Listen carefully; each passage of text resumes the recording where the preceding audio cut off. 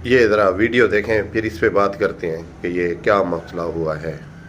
किराया 1500 रुपया किराया। 1500 रुपया कितों आया?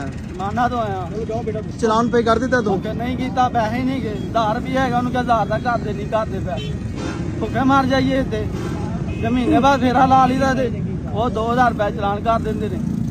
कितों आया? की लद्या है बंद गोभी की बोलना नहीं। रिक्शा तेरा अपना है? हाँ जी। पिछे का किराया कितना है? कहता 50 रुपये थोड़ा है। 50 रुपये? हाँ। रिक्शा ड्राइवर है कह रहा है कि मेरा 2000 रुपये का चलान होया है, जबकि इनकी जो किराया टोटल 2000 रुपये। ਇਹਦੇ ਕੀ ਕਹਿਣਾ ਚਾਹੋਗੇ ਤੁਸੀਂ?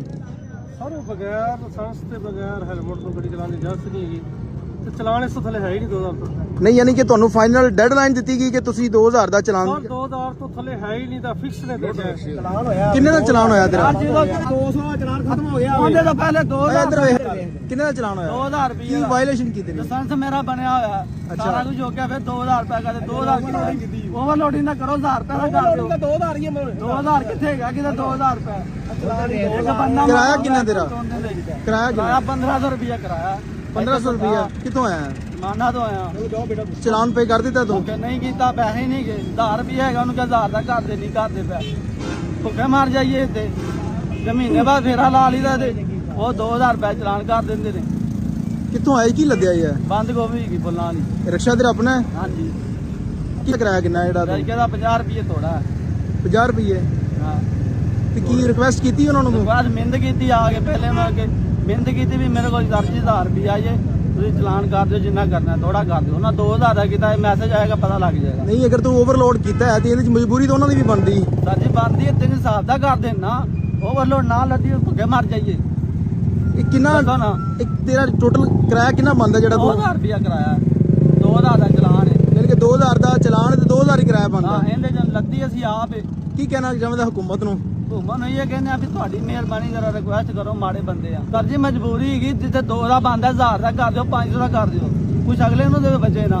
ਹਾਂ, ਇਹ ਤੇ ਜਾਸਤੀ 2000 ਰੁਪਇਆ। ਯਾਨੀ ਕਿ ਤੁਹਾਡੀ ਰਿਕਵੈਸਟ ਹੈ ਕਿ ਜਿਹੜਾ ਚਲਾਨ ਤੁਹਾਡਾ ਹੋਇਆ 2000 ਰੁਪਏ ਦਾ ਹਾਂਜੀ। ਉਹ ਘਟ ਜਾਵੇ। ਘਟ ਜਾਵੇ। ਚਲਾਨ ਹੋ ਚੁੱਕਿਆ ਹੋ ਹੈ? ਚੁੱਕਿਆ। ਦਿਖਾਓ ਕਿਹੜਾ ਮੈਸੇਜ ਤੁਹਾਨੂੰ ਆਇਆ।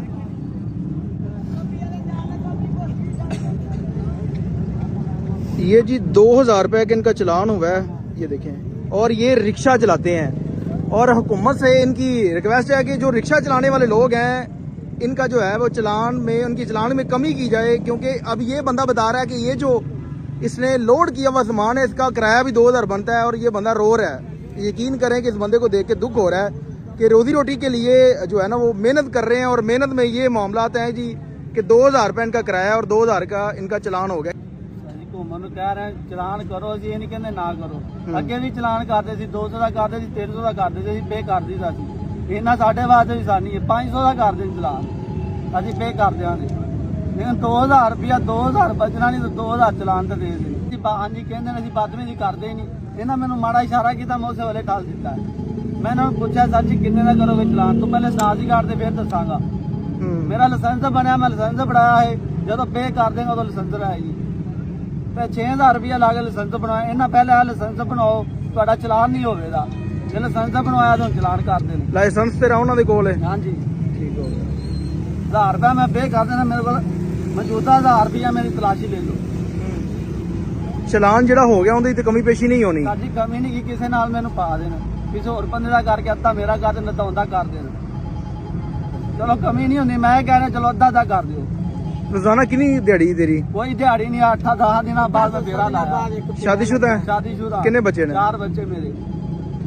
8-10 दिनों बाद फेरा लाया। कहने बाद सानू ही पता वो लोड है, लेकिन मजबूरी वास्ते लाया, की करिए, फेरा और काम नहीं है कोई। सर मैंने दसो कि रिक्शा ड्राइवर है कह रहा है कि मेरा 2000 रुपए का चलान होया है, जबकि इनकी ਜਿਹੜਾ ਕਿਰਾਇਆ ਟੋਟਲ 2000 ਰੁਪਏ। ਇਹਦੇ ਕੀ ਕਹਿਣਾ ਚਾਹੋਗੇ ਤੁਸੀਂ? ਸਰ ਉਹ ਬਗੈਰ ਲਾਇਸੈਂਸ ਤੇ ਬਗੈਰ ਹੈਲਮਟ ਤੋਂ ਗੱਡੀ ਚਲਾਉਣ ਦੀ ਇਜਾਜ਼ਤ ਨਹੀਂ ਹੈਗੀ ਤੇ ਚਲਾਨ ਇਸ ਤੋਂ ਥੱਲੇ ਹੈ ਹੀ ਨਹੀਂ 2000 ਤੋਂ। ਨਹੀਂ ਯਾਨੀ ਕਿ ਤੁਹਾਨੂੰ ਫਾਈਨਲ ਡੈਡਲਾਈਨ ਦਿੱਤੀ ਗਈ ਕਿ ਤੁਸੀਂ 2000 ਦਾ ਚਲਾਨ। ਸਰ 2000 ਤੋਂ ਥੱਲੇ ਹੈ ਹੀ ਨਹੀਂ ਤਾਂ ਫਿਕਸ ਨੇ ਦਿੱਤਾ। ਜਿਹੜੀ ਰਿਕਸ਼ੇ ਇਹਦੇ ਵਿੱਚ ਵੇਖੋ ਨਾ, ਇਹਦੇ ਮੋਬਾਈਲ ਦੇ ਵਿੱਚ ਫਿਕਸ ਨੇ, ਫੀਡ ਨੇ ਚਲਾਨ। ਅਸੀਂ ਆਪਣੀ ਮਰਜ਼ੀ ਨਾਲ ਨਹੀਂ ਕਰਦੇ। ਯਾਨੀ ਕਿ ਇਸ ਬੰਦੇ ਦਾ ਚਲਾਨ ਲਾਇਸੈਂਸ ਦੀ ਵਜ੍ਹਾ ਤੋਂ ਹੋਇਆ ਹੈ ਜਾਂ ਓਵਰਲੋਡ? ਇਸ ਚੀਜ਼ ਦਾ ਮੇਰੇ ਇਲਮ 'ਚ ਨਹੀਂ ਆ, ਮੈਂ ਨਹੀਂ ਕੀਤਾ, ਮੈਨੂੰ ਇਸ ਚੀਜ਼ ਦਾ ਨਹੀਂ ਪਤਾ। ਕਿਉਂਕਿ ਮੈਂ ਤੁਹਾਨੂੰ ਦੱਸਿਆ ਵੀ 2000 ਤੋਂ ਥੱਲੇ ਫਾਈਨ ਨਹੀਂ ਹੈਗਾ। ਯਾਨੀ ਕਿ ਸਿਰਫ ਤੁਹਾਡੇ ਕੋਲ ਜਿਹੜੀ ਡੈਡਲਾਈਨ 2000 ਰੁਪਏ ਦੀ, ਤੁਸੀਂ 2000 ਤੋਂ ਥੱਲੇ ਚਲਾਨ ਕਰ ਹੀ ਨਹੀਂ ਸਕਦੇ। ਠੀਕ ਹੋ। ये है हमारी इखलाकियात। ये है बेचारा 2000 का वो भाड़ा लेके जा रहा है और 1500 का सॉरी और 2000 का चालान कर दिया। क्या बच्चों को खिलाएगा? इन लोगों को शर्म नहीं आती? बेहिस लोग हैं, बेगैरत लोग हैं। सॉरी, मुझे ऐसे गलत अल्फाज, सख्त अल्फाज का चुनाव करना पड़ा। बेहिस बेगैरत लोग हैं, इनको किसी की कोई इज़्ज़त का कोई पता नहीं है, ना इनको किसी की सफ़ेद पोशी का पता है। जो आया जितना आया मर्जी आया चालान कर दिया। अल्लाह इनको हिदायत दे, और क्या कह सकते हैं।